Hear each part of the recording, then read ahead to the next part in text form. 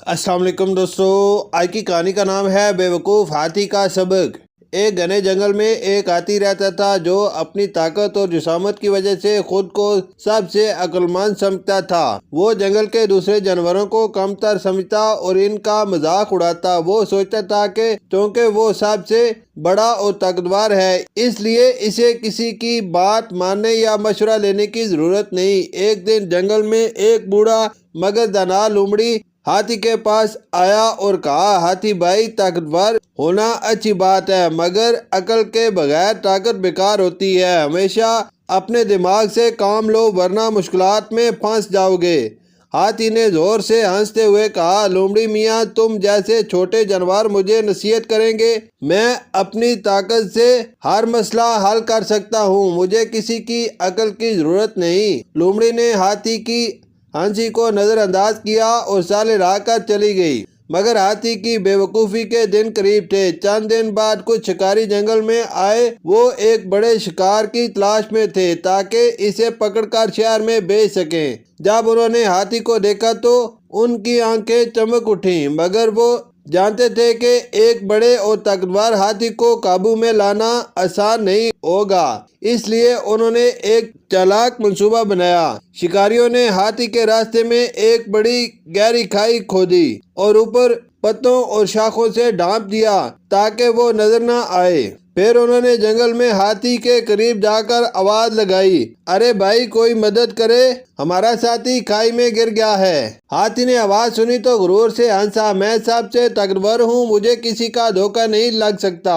मगर हाथी को खुद पर बहुत नाज था। वो अपनी ताकत पर भरोसा करते हुए मदद के लिए दौड़ा और जैसे ही इसने कदम आगे बढ़ाया वो सीधा खाई में जा गिरा। शिकारियों ने खुशी से नारा लगाया, हमारा मंसूबा कामयाब हो गया। हाथी खाई में गिरने के बाद तकलीफ से करा रहा था। वो बाहर निकलने की कोशिश करता मगर खाई इतनी गहरी थी कि वो अपनी ताकत के बावजूद भी ना निकल सका। अब इसे एहसास होने लगा कि शायद ताकत के साथ अकल भी जरूरी थी।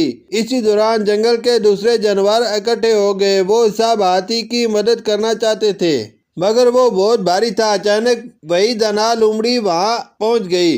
लोमड़ी ने गहरी सोच में पढ़कर कहा, अगर हम सब मिलकर कोशिश करें तो हाथी को बचा सकते हैं, लेकिन हाथी को भी सीखना होगा कि सिर्फ ताकत काफी नहीं होती। लोमड़ी ने दूसरे जानवरों के साथ मिलकर एक मंसूबा बनाया।